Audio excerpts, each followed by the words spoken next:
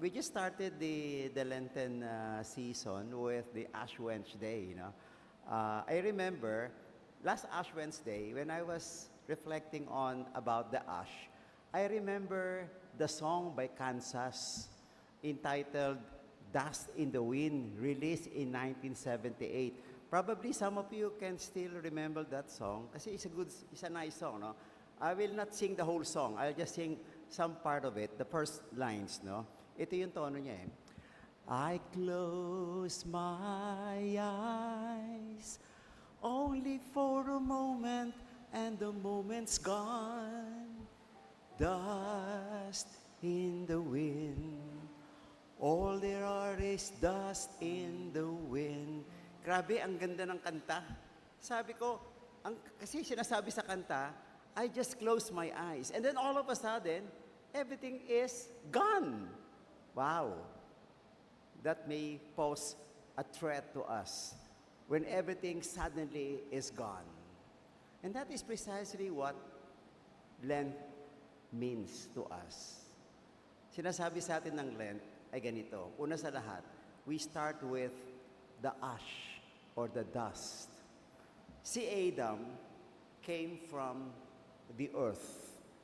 And we are asked to be humble. Alam niyo ba ibig sabihin ng humility? Humility comes from the Latin word humilitas, which means earth, ground. So that means to say, everything is just dust or ash. And that is what God did to Adam.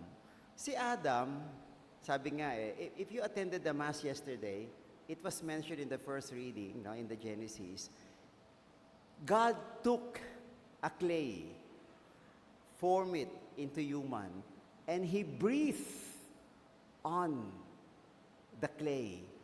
And the breath that God put into the clay made this clay a human person. Sa madaling sabi, yung buhay natin ay nagkaroon ng halaga dahil hiningihan tayo ng Diyos. God breathed on us. At totoo yan, no? Usong-uso ngayon ng cremation eh. Tingnan nyo, pag ang isang tao na cremate, ilalagay siya sa urn. Ano yung nasa urn? Nothing. There is nothing in the urn. And then you're going to put the ashes of the departed one into the urn.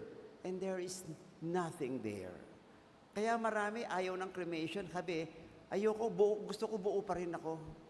Pero pag namatay ka, pag nandun ka sa ataul mo, for sure, madedecay ka rin. So, that means to say, everything is just passing. Everything is nothing. Wala talagang. Kaya, when Jesus was tempted by the devil, yung gospel natin yesterday, He was being offered what? Possessions, popularity, prestige, pleasure. Ano sabi ng Panginoon? All of these do not define the person. When you are going to end your life, you will not be judged according to your position, according to your achievements. Hindi tatanungin ng Panginoon, ano tinapos mong kurso? Ano mga position na hinawakan mo? No.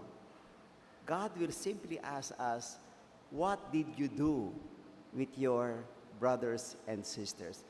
And that is the gospel that we have today.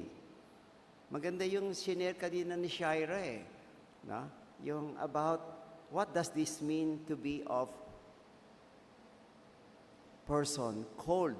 Alam yung if I were to put that in a phrase, what we are called to be is this, simply this, to make a difference in the life of people. That is how we are going to be judged. And truly, if we are so just concerned about ourselves, kasi ito yung pinagkaiba ng pride sa humility. Ang humility, sinasabi natin, accepting who we are, where we come from. Pride means, I do not acknowledge that. I want to be somebody. I want to be someone beyond anyone else. I want to be the center of everything. Yan ang ibig sabihin ng proud or pride. No? Nilalagay mo yung sarili mo sa sentro ng lahat. Kaya yung mga taong nilalagay ang sarili sa sentro, nakakatakot na tao yan. Anyone who puts himself at the center is very dangerous. Why? Because he or she will use everyone, everything for his or her own advantage. Kaya anong ginawa ni Jesus? Anong pinakita ni Jesus? Kahit si Jesus, siya na yung Diyos. Anong ginawa niya? He humbled himself and took the form of the human. Inako niya yung pagkatao natin para makasama tayo, makiisa sa atin, at iparamdam sa atin, ano ba talaga yung pinakamahalaga sa mundong ito. Kaya, one of the reasons why people are so stressed, so anxious about many things, precisely because we think of possession, popularity, prestige, pleasures would give meaning to life. No, they don't. Kaya nga tayo na-stress eh. Kasi bakit? Why is it we are not able to achieve peace that we want? Bakit hindi tayo magiging masaya? Bakit? Pag ikaw may nakakaaway ka dahil gusto mong angatan ng isang tao, gusto mo siyang lamangan, you will never be at peace. But why not start something this? Why not think of what I can do to somebody who cannot pay me back? Pag meron tayong tinutulungan na hindi tayo mababayaran dahil sa tulong natin, malaking bagay yan. Malaking bagay. And that is what Jesus is telling us. Nagutom ako, I was hungry, and you fed me. I was naked, and you clothed me. I was in prison, and you visited me. I was sick, and you were there to give me consoling words. All of these are actions that can make a difference in the lives of people. Kaya yung mga taong naalala dalawa lang naman taong naalala natin sa mundo eh. Taong nagmalasakit sa atin na nagmahal at yung mga taong nagmalupit sa atin. Dalawa lang yan.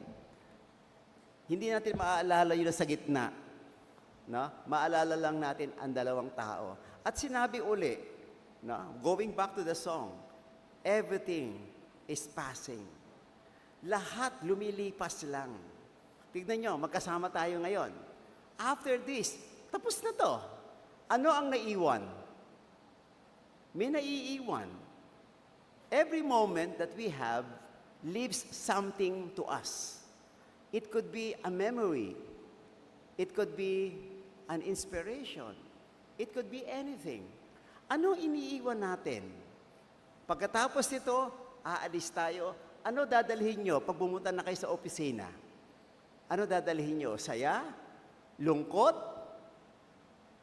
Depende kung ano ang dadalhin natin. Naalala ko yung kasabihan na to. Ito. I don't know if you believe this, I'm sure you do. Everything that happens for a purpose. Tama? Mas maganda sabihin sa Tagalog. Ang lahat ng nangyayari ay may dahilan. Okay na? Hindi po yan sapat. Ito yung kompleto. Not everything that happens for a reason has sense or has meaning. Sa Tagalog, hindi lahat ng mga nangyayari na may dahilan ay may kabuluhan.